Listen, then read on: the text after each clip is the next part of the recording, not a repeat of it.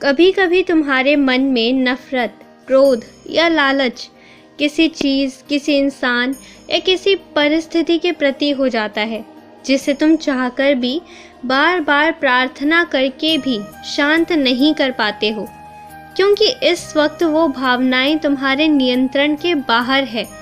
वो सब मेरे कारण हो रहा है।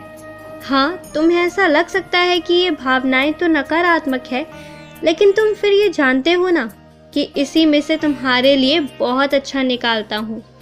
जो इस बार तुम्हारे मन में इतनी तीव्र इच्छा प्रकट की है ना मैंने, जिसे तुम चाहकर भी नियंत्रित नहीं कर पा रहे, क्योंकि वो मुझे पूरा करना है। मैं कुछ आशीर्वाद देना चाह रहा हूँ, तुम समझ नहीं पा रहे हो। श्रद्धा और सबूरी रखो बस, और आज आना मेरे मंदिर।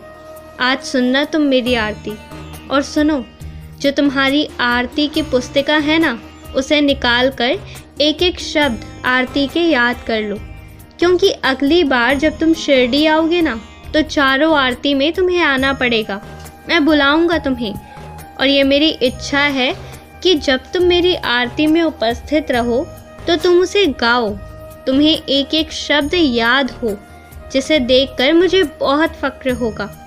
जो मेरे बारे में बुरा बोलते हैं, जो मुझे गलत ठहराते हैं, उन्हें दिल से मत लगाना, उन्हें बस माफ़ कर देना। मेरी विशेष कृपा तो तुम पर है ना, इसलिए तुम मुझे अनुभूति कर पाते हो। जब सबका समय आता है तब होता है, अभी उनका समय नहीं आया है। और फिर तुम ये देखो ना, नफ़रत में भी वो कितनी बार साईं साईं पुकारते हैं।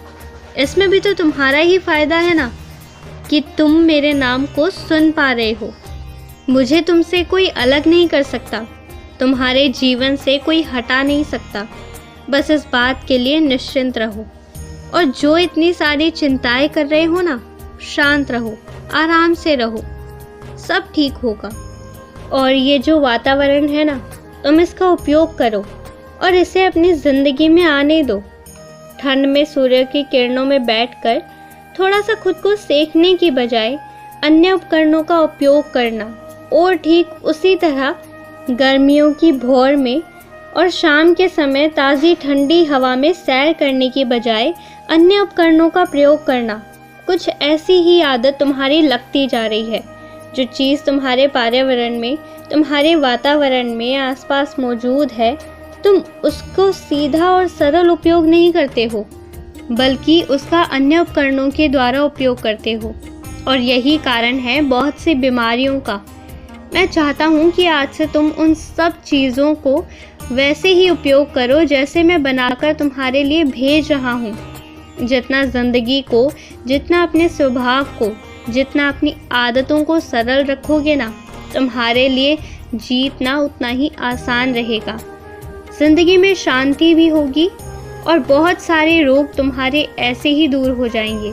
और पता है, तुम जहाँ अपने आप को देखते हो, जिस उद्देश्य के लिए मेहनत कर रहे हो, यदि तुम बस थोड़ा सा आलस को त्याग कर दो ना, और थोड़ी ज़्यादा हिम्मत और जज्बा रखो, तो तुम अवश्य ही उसे प्राप्त कर लोगे। घबराए बिना, डरे बिना, बस थोड़ी सी सबूरी रखो। इतनी ही चीज़ों में, इतनी कठिन परिस्थितियों में तुम इस तरह सबूरी रख गए कि मैं खुद आश्चर्यचकित था। और जब अब बात तुम्हारे ऊपर है, सिर्फ और सिर्फ तुम्हारे लिए, तो फिर सबूरी ज़रूर बनाए रखो, ज़रूर जीत जाओगे। बहुत खुश रहो, मेरा आशीर्वाद है। बहुत सारा प्यार भेज रहा हूँ तुम्हें।